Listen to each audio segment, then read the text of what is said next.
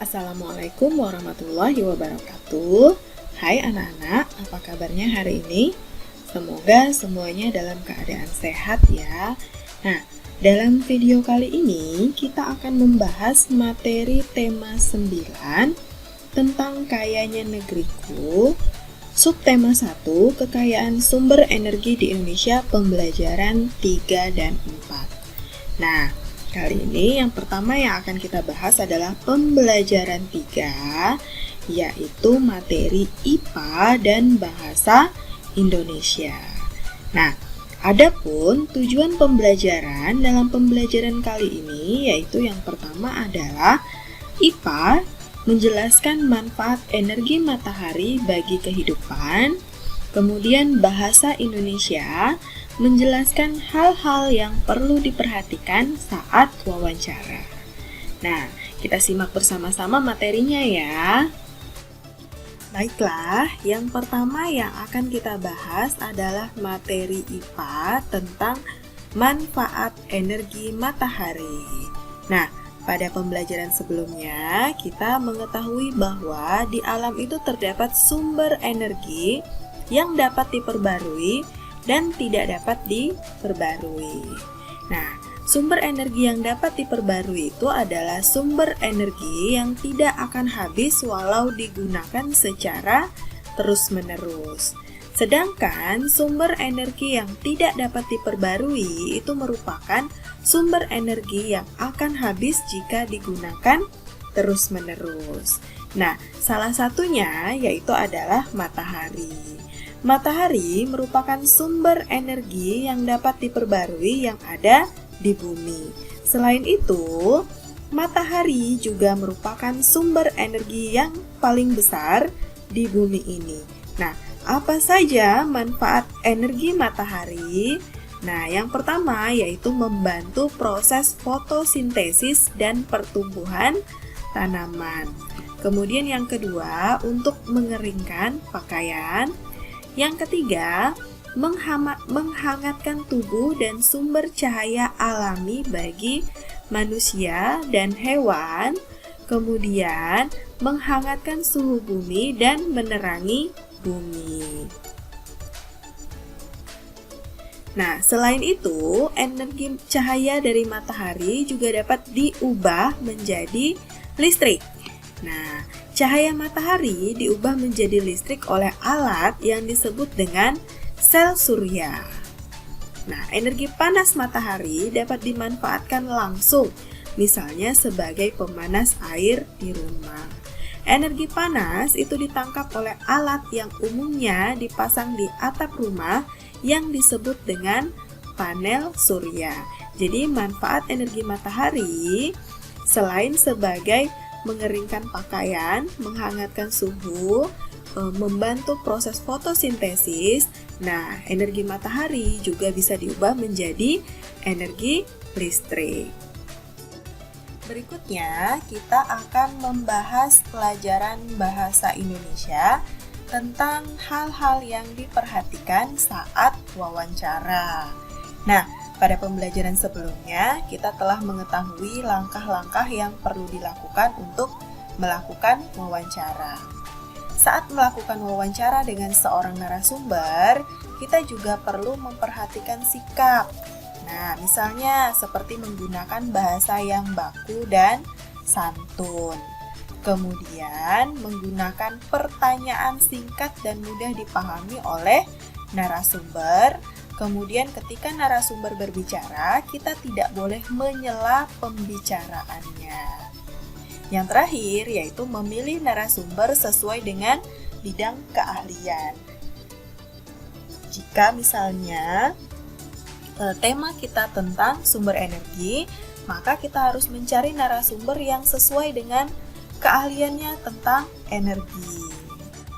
Nah, setelah tadi kita sudah membahas pembelajaran 3, berikutnya kita akan membahas pembelajaran 4 yaitu materi PPKN dan bahasa Indonesia.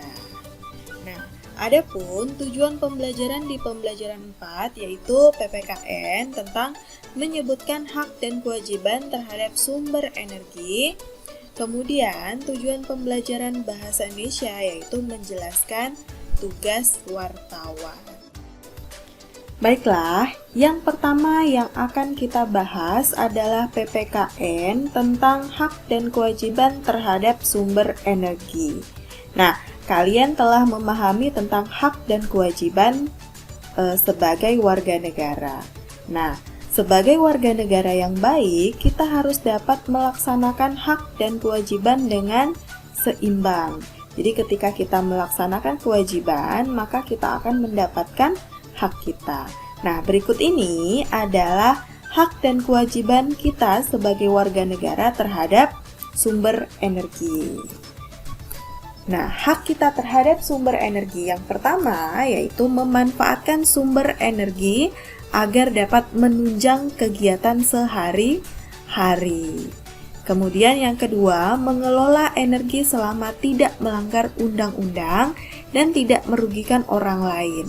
Nah, hak terhadap sumber energi ini, semua warga negara itu mempunyai hak yang sama terhadap sumber energi. Jadi tidak ada perbedaan hak antara satu warga negara dengan warga negara yang lainnya. Kemudian, kewajiban terhadap sumber energi. Nah, untuk mendapatkan hak kita, apa yang harus kita lakukan? Yang pertama yaitu menghemat energi. Artinya kita menggunakan energi secukupnya. Kemudian yang kedua, memanfaatkan teknologi dan peralatan yang ramah lingkungan. Jadi untuk mengelola energi, kita harus memanfaatkan teknologi dan peralatan yang ramah lingkungan. Jangan sampai kita mengelola energi dengan menggunakan peralatan yang tidak ramah lingkungan sehingga dapat menyebabkan pencemaran lingkungan. Kemudian kewajiban yang berikutnya yaitu menjaga dan melestarikan alam. Nah, yang berikutnya yaitu melakukan reboisasi untuk menjaga ketersediaan sumber air. Dan yang terakhir, menggunakan energi alternatif seperti angin, air, matahari, dan lain sebagainya.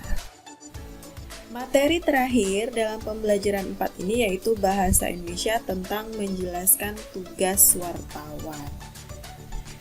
Wartawan itu merupakan jenis pekerjaan yang bertugas untuk mencari dan menyusun berita untuk dimuat dalam surat kabar, radio, dan televisi.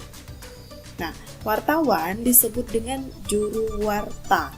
Wartawan ini biasanya ditemani oleh juru kamera. Nah, saat melakukan peliputan, wartawan membawa alat perekam dan alat pengeras suara. Sedangkan juru kamera, dia akan membawa kamera yang digunakan untuk merekam informasi dari narasumber. Nah, berikut ini adalah tahapan-tahapan wartawan dalam mencari informasi. Yang pertama yaitu sebelum wawancara. Nah, sebelum wawancara, wartawan harus mempersiapkan yang pertama yaitu membuat agenda pertemuan dengan narasumber. Jadi, wartawan menghubungi narasumber untuk membuat janji terlebih dahulu. Kemudian yang kedua, wartawan membuat daftar pertanyaan yang akan ditanyakannya kepada narasumber. Kemudian yang ketiga, juru kameranya menyiapkan peralatan yang dibutuhkan saat wawancara. Nah, sebelum wawancara, itu semuanya sudah dipersiapkan. Nah, tibalah saat wawancara. Nah, saat wawancara yang harus dilakukan yaitu memperkenalkan diri dan menjelaskan maksud dan tujuan dilakukannya wawancara tersebut. Nah, kemudian wartawan akan mengajukan pertanyaan yang sesuai dengan yang telah dirancang sebelumnya. Jadi pada waktu mengajukan pertanyaan dilakukan secara jelas, teratur, dan santun. Jadi sehingga tidak menyinggung perasaan narasumber. Kemudian yang ketiga, wartawan mencatat semua informasi yang diberikan oleh narasumber. Nah, saat mengakhiri wawancara, wartawan mengakhiri wawancara dengan kesan yang baik dan mengucapkan terima kasih. Nah, yang terakhir, juru kamera merekam gambar untuk dokumentasi. Nah, setelah itu, yaitu setelah wawancara, apa yang harus dilakukan? Nah, setelah wawancara, wartawan merangkum informasi yang telah diberikan oleh narasumber dalam bentuk tulisan. Rangkuman dan kesimpulan tersebut dapat berupa berita atau artikel yang akan diterbitkan oleh media seperti koran ataupun majalah. Nah, saat membuat berita, wartawan harus menulis sesuai dengan informasi yang diberikan oleh narasumber dan menggunakan kalimat yang jelas dan mudah dipahami. Nah, demikianlah materi pembelajaran di tema 9, subtema 1, pembelajaran 3 dan 4. Nah, semoga materi kali ini bermanfaat bagi anak-anak semuanya. Nah, jika ada pertanyaan terkait dengan materinya, bisa langsung ditanyakan kepada gurumu. Nah, semoga video kali ini bermanfaat. Ibu akhiri sampai di sini. Assalamualaikum warahmatullahi wabarakatuh.